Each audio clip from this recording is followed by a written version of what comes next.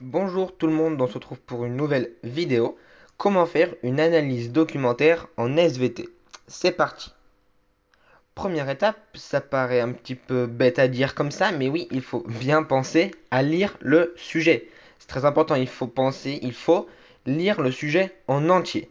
Il faut lire, même si il faut le lire plusieurs fois, mais il faut s'assurer qu'on a bien compris le sujet et qu'on a bien compris ce qu'on nous demande ce qu'on nous demande de répondre, ce qu'on nous demande de résoudre. Donc, bien lire le sujet en entier. Si on le veut, si on le souhaite, si on n'a pas très compris, s'assurer qu'on l'a bien compris en le lisant plusieurs fois. Tout ça pourquoi? Tout ça pour tout simplement éviter le hors-sujet, car c'est bête de perdre des points pour du hors-sujet. Donc, le lire en entier, lire le sujet en entier et s'assurer qu'on l'a bien compris. Par exemple, si le sujet c'est vous montrerez que le microbiote intestinal agit sur la digestion et sur l'immunité. Il faut bien faire attention au et. Ce et veut tout dire. Ça veut dire qu'on déjà on va devoir montrer. On va devoir montrer, on va devoir prouver. Et ce et, ça veut dire qu'il va avoir deux parties. Une première partie sur la digestion et une deuxième partie sur l'immunité. Donc on montrera dans la première partie que le microbiote intestinal agit sur la digestion. Deuxième partie, le microbiote intestinal agit sur l'immunité. Il faut faire attention, car en fait, il ne faut pas être linéaire. Ça veut dire quoi? Ça veut dire que il faut pas dire dans le il faut pas citer les documents, il faut pas citer les documents un par un. Il faut pas dire dans le document 1 je vois ça, dans le document 2 je vois ça, dans le doc 3 nanani et dans le doc 4. Faut pas que les documents soient dans l'ordre doc 1, doc 2, doc 3, doc 4. Faut pas que ça soit comme ça. Il faut regrouper les idées par thème. Ça veut dire par exemple si dans le doc 1 et dans le doc 3, on parle de la digestion, je vais les regrouper ensemble et je vais les mettre dans ma première partie. Donc le doc 1 et le doc 3, je les citerai dans ma première partie sur la digestion. Et si le doc 2 et le doc 4, il peut en avoir plus, hein, mais si le doc 2 et le doc 4, ils parlent de l'immunité, je les regrouperai dans la deuxième partie et je les citerai dans la deuxième partie. Donc il faut bien faire attention à ne pas être linéaire, à ne pas dire doc 1, doc 2, doc 3, doc 4, s'assurer de bien comprendre ce que chaque document, quel est le thème de chaque document, et ensuite regrouper les idées par thème. Donc là, il y a deux parties, ça serait très souvent deux parties, mais il peut aussi en avoir trois. Donc si on veut, on peut faire un petit brouillon. Attention, il ne faut quand même pas que le brouillon nous fasse perdre du temps. Donc si on veut, on peut faire un brouillon, mais il faut utiliser des mots-clés, des chiffres, des abréviations, pour pas qu'on perde de temps. Dans une analyse documentaire, donc dans notre rédaction, il faudra qu'on cite absolument deux choses. Il faut citer les données expérimentales. Ça veut dire faudra citer les expériences. Faudra citer les expériences. Donc c'est soit des documents font référence à des expériences, soit des documents font référence à des chiffres. Il faudra donc citer les données expérimentales, celles qui proviennent d'expériences, et des données chiffrées, celles qui proviennent souvent de graphiques, mais aussi d'autres documents, mais c'est souvent des graphiques. Deuxième partie, la rédaction. Donc la rédaction, faut qu'il y ait une certaine clarté. Faut qu'elle soit claire, faut qu'elle soit lisible, faut qu'elle soit propre, faut qu'elle donne envie de lire. Donc pour ça, faut mettre des alinéas, faut sauter des lignes, etc. Faut que ça soit clair.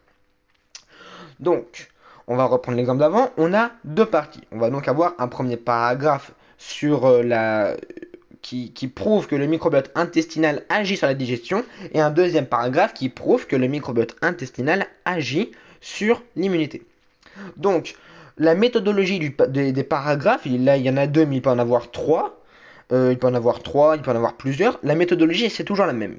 Il faut toujours dire, je vois dans le, par exemple, je vois que, je vois dans le doc 1 que, nanana, je vois dans le doc 3 que, nanana.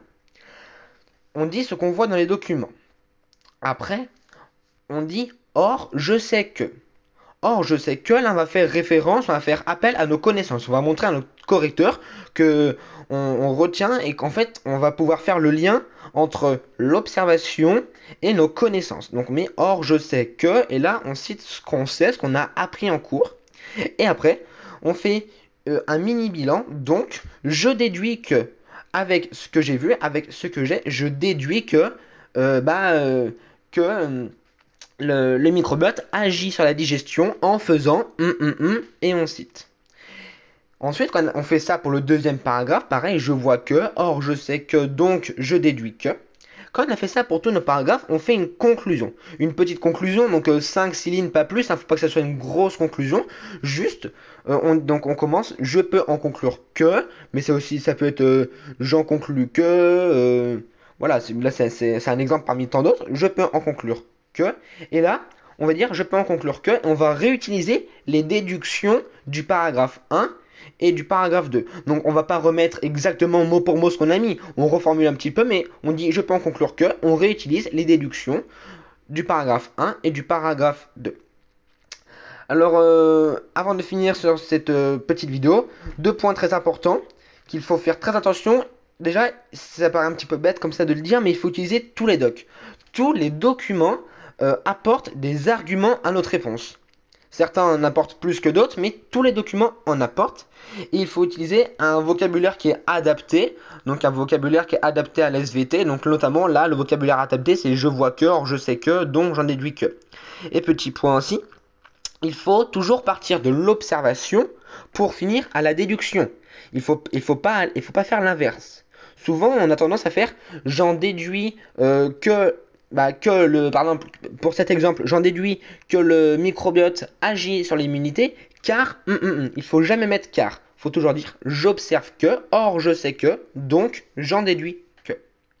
Merci à tous d'avoir suivi cette petite vidéo. Si elle vous a plu, si elle vous a apporté quelques solutions, j'en suis le plus heureux. Et puis, j'espère qu'elle vous aidera. Et si elle vous a plu, n'hésitez pas à vous abonner.